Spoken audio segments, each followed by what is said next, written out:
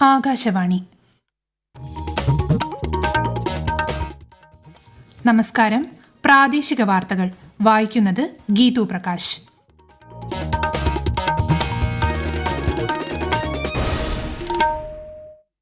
പ്രധാന വാർത്തകൾ. സ്വാതന്ത്ര്യാനന്തര ഇന്ത്യയ്ക്ക് ഇന്ന് സുവർണ കാലഘട്ടമാണെന്ന് പ്രധാനമന്ത്രി നരേന്ദ്രമോദി.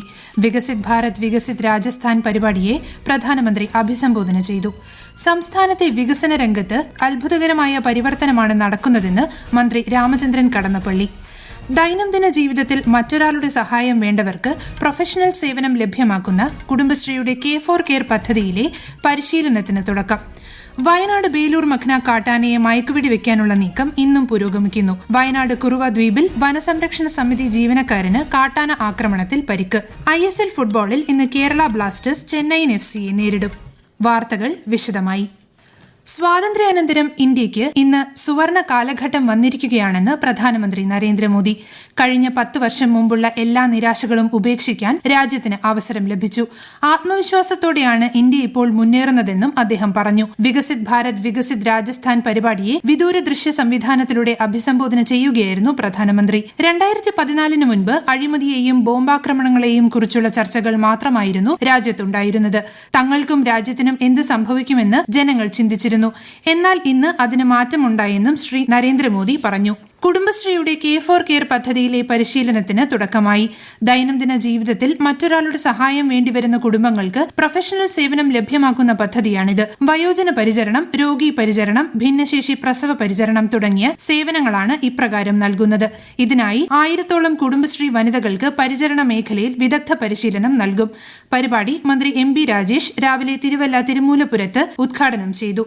സംസ്ഥാനത്തെ വികസന രംഗത്ത് അത്ഭുതകരമായ പരിവർത്തനമാണ് നടക്കുന്നതെന്ന് മന്ത്രി രാമചന്ദ്രൻ കടന്നപ്പള്ളി. കണ്ണൂർ പിണറായി ഗ്രാമപഞ്ചായത്ത് ആയുഷ് പ്രൈമറി ഹെൽത്ത് സെന്റർ ഹോമിയോപ്പതിയുടെ കെട്ടിടോദ്ഘാടനം നിർവഹിച്ചു സംസാരിക്കുകയായിരുന്നു അദ്ദേഹം.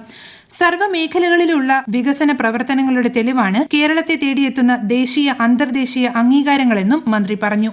സംസ്ഥാന തദ്ദേശ ദിനാഘോഷത്തിന്റെ ഭാഗമായി നടക്കുന്ന വിവിധ കലാപരിപാടികൾക്ക് ഇന്ന് വൈകിട്ട് കൊട്ടാരക്കരയിൽ തുടക്കമാകും. വർണ്ണാഭമായ ഘോഷയാത്രയോടെയാണ് ചടങ്ങുകൾക്ക് ഇന്നലെ തുടക്കമായത്. തുടർന്നുള്ള ദിവസങ്ങളിൽ വ്യത്യസ്ത കലാപരിപാടികളാണ് കൊട്ടാരക്കരയിൽ അരങ്ങേറുക. ഈ വർഷത്തെ തദ്ദേശ ദിനാഘോഷത്തിന്റെ ഔദ്യോഗിക ഉദ്ഘാടനം മറ്റന്നാൾ മന്ത്രി MB രാജേഷ് നിർവഹിക്കും. മുഖ്യമന്ത്രി പിണറായി വിജയൻ തിങ്കളാഴ്ച ദിനാഘോഷത്തിന്റെ സമാപന സമ്മേളനം ഉദ്ഘാടനം ചെയ്യും. നാടിന്റെ നവോത്ഥാന ചരിത്രത്തെ സംരക്ഷിക്കേണ്ടത് അനിവാര്യമാണെന്ന് മന്ത്രി K രാധാകൃഷ്ണൻ. കൊല്ലം ജില്ലാ പഞ്ചായത്തിന്റെ കമ്മാൻകുളം ചരിത്ര സ്മാരക നിർമ്മാണം ഉദ്ഘാടനം ചെയ്ത് സംസാരിക്കുകയായിരുന്നു മന്ത്രി. സമൂഹം ഇന്നലകളെ തിരിച്ചറിഞ്ഞ് മുന്നോട്ട് വരണം. കേരള നവോത്ഥാന ചരിത്രത്തിലെ പ്രധാന ഏടുകളായ പെരിനാട് ലഹളയും കല്ലുമാല സമരവുമായി ബന്ധപ്പെട്ടതാണ് കൊല്ലം ജില്ലാ പഞ്ചായത്ത് കോമ്പൗണ്ടിൽ സ്ഥിതി ചെയ്യുന്ന കമ്മാൻകുളം.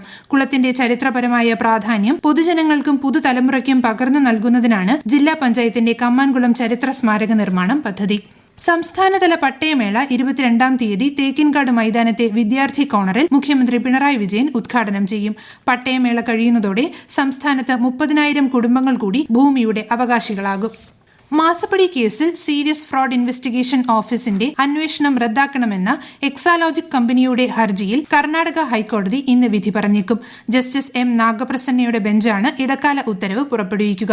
വിഷയത്തിൽ കമ്പനികാര്യ നിയമത്തിലെ ചട്ടം 210 പ്രകാരം രജിസ്ട്രാർ ഓഫ് കമ്പനീസ് അന്വേഷിച്ച് റിപ്പോർട്ട് നൽകിയതാണ്. അന്വേഷണത്തോട് പൂർണ്ണമായും സഹകരിച്ചു. അതേ നിയമത്തിലെ ചട്ടം 212 പ്രകാരം SFIO അന്വേഷണം നടത്തുന്നതിന് നിയമവിരുദ്ധമാണെന്ന് ഹർജിയിൽ പറയുന്നത്. എക്സാലോജിക്കിന്റെ ആസ്ഥാനം ബംഗളൂരുവിലായതിനാലാണ് കമ്പനി കർണാടക ഹൈക്കോടതിയെ സമീപിച്ചത്. കേന്ദ്ര പദ്ധതികൾ ജനങ്ങളിലേക്ക് എത്തിക്കുന്ന വികസിത് ഭാരത് സങ്കൽപ് യാത്രയുടെ 2ാം ഘട്ട പര്യടനം തിരുവനന്തപുരം, എറണാകുളം, കോഴിക്കോട് ജില്ലകളിൽ തുടരുന്നു. തിരുവനന്തപുരത്ത് ഇന്ന് പൂന്തുറ, പാച്ചല്ലൂർ എന്നിവിടങ്ങളിലാണ് പര്യടനം. എറണാകുളം ജില്ലയിൽ പെരുമ്പാവൂർ സർക്കാർ ആശുപത്രിക്കും സ്വകാര്യ ബസ് സ്റ്റാൻഡിനും സമീപമാണ് പര്യടനം. കോഴിക്കോട്, ഇരഞ്ഞിക്കൽ, അരീക്കോട് എന്നിവിടങ്ങളിലാണ് ഇന്നത്തെ പര്യടനം. ഈ വാർത്തകൾ ആകാശവാണിയിൽ നിന്ന്. വയനാട്ടിൽ ബേലൂർ മഖ്ന എന്ന മോഴയാനയെ പിടികൂടാൻ ഒരാഴ്ചയ്ക്കായി തുടർന്നുവരുന്ന ശ്രമം പുരോഗമിക്കുന്നു.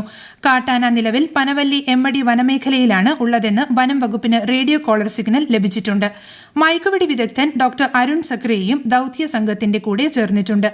മുൻപ് ഇതേ കാട്ടാനയെ പിടികൂടിയ കർണാടക വനപാലക സംഘാംഗങ്ങളും ദൌത്യ സംഘത്തിനോടൊപ്പമുണ്ട്. ഇടുക്കി BL റാമിൽ കാട്ടാനയെ കണ്ട് ഭയന്നോടിയ വീട്ടമ്മയ്ക്ക് വീണു പരിക്കേറ്റു. ചിന്നക്കനാലിലെ മുൻ പഞ്ചായത്ത് മെമ്പർ പാൽത്തായി പഞ്ചാമൃതത്തിനാണ് പരിക്കേറ്റത്. ഇവരെ തേനി മെഡിക്കൽ കോളേജിൽ പ്രവേശിപ്പിച്ചു. രാവിലെ നടക്കുന്നതിനിടയിൽ BL റാം ടൗണിൽ കാട്ടാനയുടെ മുൻപിൽ അകപ്പെടുകയായിരുന്നു. സമീപത്തെ തിട്ടയിൽ നിന്നും താഴേക്ക് ചാടി തലനാരിഴയ്ക്കാണ് രക്ഷപ്പെട്ടത്. വയനാട് കുറുവ ദ്വീപ് വനസംരക്ഷണ സമിതി ജീവനക്കാരൻ പുൽപ്പള്ളിപ്പാകം വെള്ളച്ചാലിൽ പോളിനെ കാട്ടാന ആക്രമിച്ചു. രാവിലെ ചെറിയമല ജംഗ്ഷനിൽ ഡ്യൂട്ടിക്കിടെയാണ് സംഭവം. ഇയാളെ മാനന്തവാടി മെഡിക്കൽ കോളേജ് ആശുപത്രിയിൽ പ്രവേശിപ്പിച്ചു.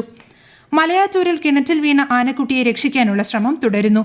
JCB എത്തിച്ച് കിണറ്റിൽ നിന്ന് ആനക്കുട്ടിയെ പുറത്തെത്തിക്കാനുള്ള ശ്രമമാണ് നടക്കുന്നത്. അങ്കണവാടികളെ സമ്പൂർണ്ണ ഊർജ്ജക്ഷമമാക്കാൻ ലക്ഷ്യമിട്ടുള്ള അംഗൻജ്യോതി പദ്ധതിക്ക് ഇടുക്കി ജില്ലയിൽ തുടക്കമായി.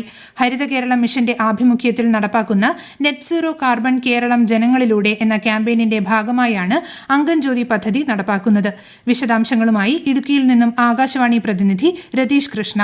സീറോ കാർബൺ എന്ന ലക്ഷ്യം കൈവരിക്കുന്നതിനായി ജില്ലയിലെ അങ്കണവാടികളിൽ പുകയില്ലാത്ത അടുക്കളകൾ സ്ഥാപിച്ചു തുടങ്ങി. ഇതിന്റെ ഭാഗമായി തെരഞ്ഞെടുക്കപ്പെട്ട തദ്ദേശ സ്വയംഭരണ സ്ഥാപനങ്ങളിലെ 34 അങ്കണവാടികൾക്കാണ് ആദ്യഘട്ടത്തിൽ സൗരപാചക ഉപകരണങ്ങൾ വിതരണം ചെയ്യുന്നത്. നിലവിൽ അങ്കണവാടികളിൽ ഉപയോഗിക്കുന്ന പാചക ഉപകരണങ്ങൾക്ക് പകരമാകും സൗരോർജ്ജ സഹായത്തോടെ പ്രവർത്തിക്കുന്നവ സ്ഥാപിക്കുക. അതുവഴി ഊർജ്ജ സംരക്ഷണവും കാർബൺ അടക്കമുള്ള ഹരിതഗൃഹവാതകങ്ങളുടെ പുറന്തള്ളൽ കുറയ്ക്കലുമാണ് ലക്ഷ്യം. സംസ്ഥാന സർക്കാരിന്റെ എനർജി മാനേജ്മെന്റ് സെന്ററാണ് അംഗൻജ്യോതി പദ്ധതി നടപ്പാക്കുന്നത്. പട്ടാഴിയിൽ നിന്ന് കാണാതായ വിദ്യാർത്ഥികളെ കല്ലടയാറ്റിൽ മരിച്ച നിലയിൽ കണ്ടെത്തി. ആദിത്യൻ, അമൽ എന്നിവരുടെ മൃതദേഹമാണ് കല്ലടയാറ്റിൽ ആറാട്ടുപുഴ പാറക്കടവിന് സമീപം കണ്ടെത്തിയത്.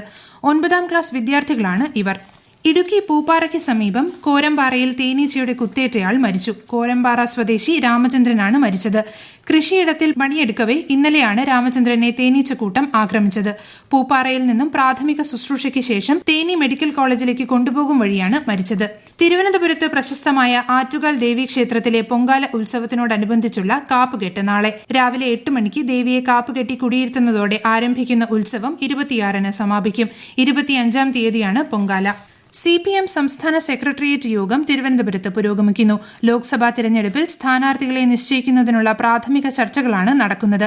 15 സീറ്റുകളിൽ CPIM, 4 CPI, 1 കേരള കോൺഗ്രസ് എമ്മും മത്സരിക്കുമെന്നാണ് മുന്നണി യോഗത്തിലെ തീരുമാനം.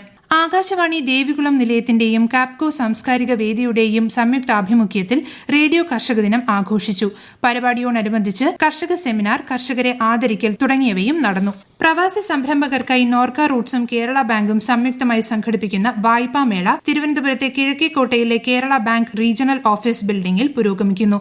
നാട്ടിൽ തിരിച്ചെത്തിയ പ്രവാസികളുടെ പുനരധിവാസത്തിനായി സംസ്ഥാന സർക്കാർ നോർക്ക റൂട്ട്സ് വഴി നടപ്പാക്കുന്ന Norka department project four returned emigrants പദ്ധതി പ്രകാരമാണ് മേള.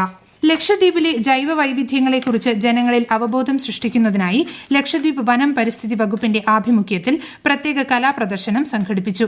കവരത്തി ഗാന്ധി സ്ക്വയറിൽ സംഘടിപ്പിച്ച പ്രദർശനത്തിൽ ദ്വീപുകളുടെ ആവാസ വ്യവസ്ഥയെ വിഷയമാക്കി പവിഴപ്പുറ്റുകൾ, അവയെ ചുറ്റി അധിവസിക്കുന്ന മത്സ്യങ്ങൾ, കടലാമകൾ, തീരങ്ങളിൽ പ്രത്യേകമായി കാണപ്പെടുന്ന പക്ഷികൾ എന്നിവയുടെ കലാരൂപങ്ങൾ പ്രദർശിപ്പിച്ചു. മുസ്ലിം ലീഗിന്റെ 3ാം സീറ്റ് വിഷയത്തിൽ ലീഗുമായി ചർച്ച നടത്തി വിവരം ഹൈക്കമാൻഡിനെ അറിയിച്ചെന്നും ഹൈക്കമാൻഡാണ് തീരുമാനിക്കേണ്ടതെന്നും കെ മുരളീധരൻ MP കോഴിക്കോട് പറഞ്ഞു. ISL ഫുട്ബോളിൽ ഇന്ന് കേരള ബ്ലാസ്റ്റേഴ്സ് ചെന്നൈയിൻ FCയെ നേരിടും. രാത്രി 7:30-ന് ചെന്നൈയിലാണ് മത്സരം. ഒഡീഷയോടും പഞ്ചാബിനോടും തോറ്റ ബ്ലാസ്റ്റേഴ്സിന് ഇന്നത്തെ കളി നിർണായകമാണ്. ഇംഗ്ലണ്ടിനെതിരായ 3ാം ക്രിക്കറ്റ് ടെസ്റ്റിൽ ഇന്ത്യ മികച്ച 1ാം ഇന്നിംഗ്സ് സ്കോറിലേക്ക്. 2ാം ദിനം കളി പുനരാരംഭിച്ച ഇന്ത്യ ഒടുവിൽ വിവരം ലഭിക്കുമ്പോൾ 7 വിക്കറ്റ് നഷ്ടത്തിൽ 401 റൺസ് എന്ന നിലയിലാണ്. പ്രധാന വാർത്തകൾ വീണ്ടും. സ്വാതന്ത്ര്യാനന്തര ഇന്ത്യയ്ക്ക് ഇന്ന് സുവർണ കാലഘട്ടമാണെന്ന് പ്രധാനമന്ത്രി നരേന്ദ്രമോദി. വികസിത് ഭാരത് വികസിത് രാജസ്ഥാൻ പരിപാടിയെ പ്രധാനമന്ത്രി അഭിസംബോധന ചെയ്തു. സംസ്ഥാനത്തെ വികസന രംഗത്ത് അത്ഭുതകരമായ പരിവർത്തനമാണ് നടക്കുന്നതെന്ന് മന്ത്രി രാമചന്ദ്രൻ കടന്നപ്പള്ളി. ദൈനംദിന ജീവിതത്തിൽ മറ്റൊരാളുടെ സഹായം വേണ്ടവർക്ക് പ്രൊഫഷണൽ സേവനം ലഭ്യമാക്കുന്ന കുടുംബശ്രീയുടെ K4 കെയർ പദ്ധതിയിലെ പരിശീലനത്തിന് തുടക്കം. വയനാട് ബേലൂർ മഖ്ന കാട്ടാനയെ മയക്കുവെടി വെക്കാനുള്ള നീക്കം ഇന്നും പുരോഗമിക്കുന്നു. വയനാട് കുറുവ ദ്വീപിൽ വനസംരക്ഷണ സമിതി ജീവനക്കാരന് കാട്ടാന ആക്രമണത്തിൽ പരിക്ക്.